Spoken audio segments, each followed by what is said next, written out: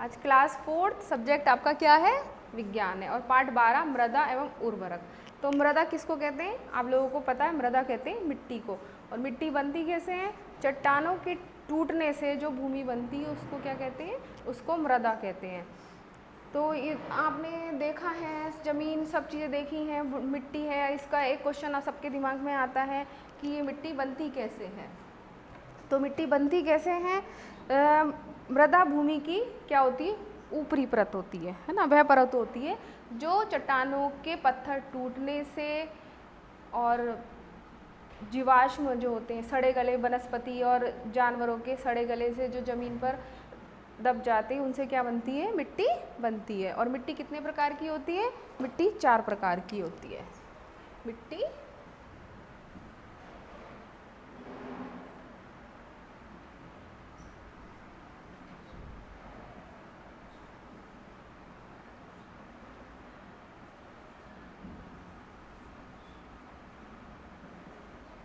पहली होती है आपकी चिकनी व दोमट मिट्टी।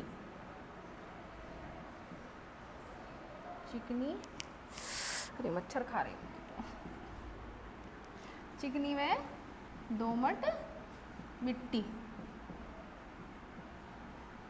और दूसरी होती है काली मिट्टी।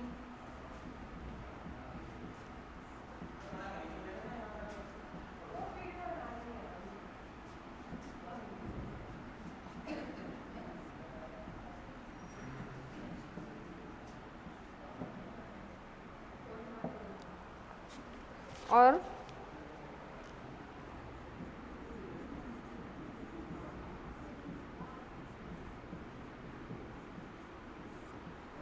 बलुई मिट्टी। तो चिकनी मिट्टी क्या होती है? चिकनी व बलुई मिट्टी के मिलने से यह मिट्टी बनती है।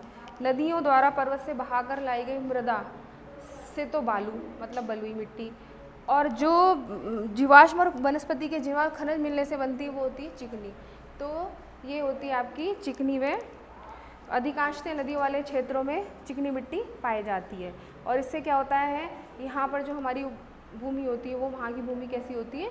उपजाऊ भूमि होती है। और उपजाऊ भूमि होती है वहाँ पर कौन कौन सी?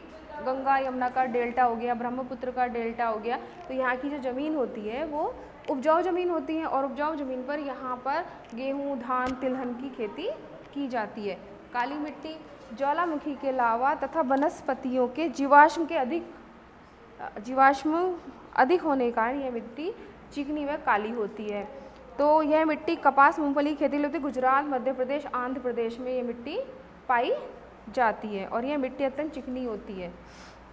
तो कपास के साथ साथ कहवा की भी फसलें पैदा होती है। लाल मिट्टी मतलब ये मिट्टी लाल रंग की, भूरे रंग की होती है, तो इसको क्या कहते हैं? लाल मिट्टी कहते हैं। और ये अत्यंत बारीक और बहुत ही कम उपजाऊ होती है, इसे लैटराइट मिट्टी भी कहते हैं। और यहाँ पर ये उड़ीसा, मध्य प्रदेश, पूर्वी घाट इसके प्रमुख क्षेत्र हैं। उसके बाद आ गई आपकी बलुई मिट्टी। तो बलुई मिट्टी क्या होती है? ये मिट्टी कम वर्षा वाले क्षेत्रों में पाई जाती है, रेतीली मिट्टी होती है और ये उपजाऊ नहीं होती। यहाँ पर बाजरा, उड़द और मूंग की खेती की जाती है, क्योंकि यहाँ ये मिट्टी को ये मिट्टी में बलुई मिट्टी कम वर्षा वाले क्षेत्र में पाई जाती है। यहाँ की मिट्टी नमी को अधिक सोखती है और ये उड़द, मूंग, बाजरा, इसके लिए यहाँ की मिट्टी क्या होती है? उपयुक्त होती है। और ये बहुत अधिक उपजाऊ नहीं होती। और ये कहाँ पर पाई जाती है? पश्चिमी राजस्थान में मिट्टी पाई जाती है। इसके बाद आता है आपकी मृदा की उर्वरक शक्ति। मृदा की उर्वरक शक्ति। तो मृदा की उर्वरक शक्ति किस चीज़ पे निर्भर करती हैं? मतलब बहुत सी जगह तो उपजाऊ होती हैं, अच्छी खेती होती है, लेकिन उसकी मतलब ज़मीन की उपजाऊ शक्ति बढ़ाने के लिए हम क्या कर सकते हैं? एक तो वहाँ पर जो फसलें हैं वो अलग अलग बदल करके बोनी चाहिए। दूसरा, कुछ समय के लिए खेतों को खाली छोड़ देना चाहिए। और उसमें जो हम खाद का यूज़ करते हैं तो वो जैविक खाद का, जैसे गोबर की खाद, सड़े गले खाद्य पदार्थों की, या इन चीज़ों से जो खाद बनाई जाती है, उस खाद को अगर हम उस ज़मीन में लगाते हैं तो हमारी जो मिट्टी होती है बहुत अधिक उपजाऊ हो जाती है। लेकिन कुछ जो खाद होती हैं वो रासायनिक खाद भी होती हैं, जैसे जिंक है, पोटास है, सल्फेट है और आपका यूरिया है। तो ये केमिकल से बनी हुई होती है, इनके द्वारा भी हमारी जो ज़मीन है वो उपजाऊ बन जाती है।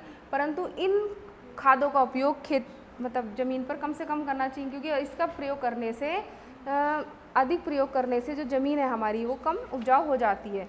तो उसकी उपजाऊ को बनाने के लिए हमें क्या करना चाहिए, जैविक खाद का प्रयोग करना चाहिए। और अलग अलग फसलों के लिए अलग अलग खाद का प्रयोग किया जाता है। कीट व जीव जंतु से सुरक्षा।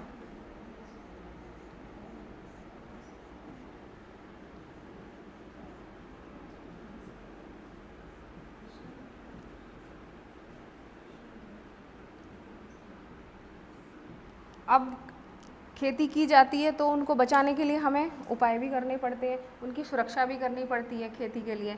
तो बहुत सारे कीटनाशक पदार्थों का प्रयोग किया जाता है जिनको फसलों पर छिड़का जाता है। जैसे कीटनाशक होते हैं यूरिया, जिंक, पोटास आदि, BSC, DDT।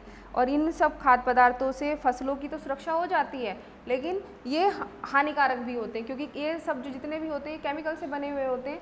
और इनसे बचने के लिए बच्चों को इनसे दूर रखना चाहिए, और इसका प्रयोग करने के बाद अपने हाथों को साबुन से धोना चाहिए, जिसकी वजह से हमें कोई नुकसान ना हो सके।